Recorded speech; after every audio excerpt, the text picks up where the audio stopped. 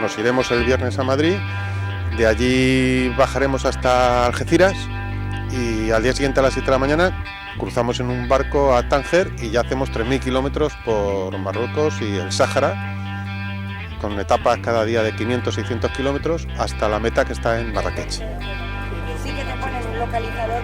Ya es la 8ª edición, para nosotros es la primera, nos enteramos de casualidad y el gran reto es que no puedes hacer uso de las nuevas tecnologías.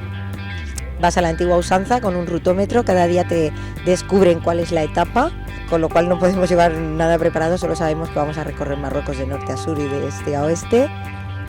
Nos pusimos en contacto con el ayuntamiento, han participado colaborando con un equipo informático porque aparte de la aventura se trata también de ayudar a formar las aules de allí.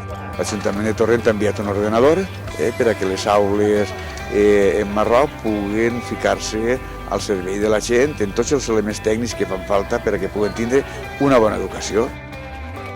Naturalment, els ciutadans d'aquest poble duen la solidaritat en el seu ADN i en aquest sentit gent de Torrent formarà part d'aquesta caravana que va estar formada per més de 200 bandes que ixen de tota Espanya, que pujaran en el barco, que baixaran a Marroc. Pues va ser algo impressionant, però el més important va ser el benefici que va tindre els xiquets i les xiquetes, la gent que vulgui estudiar.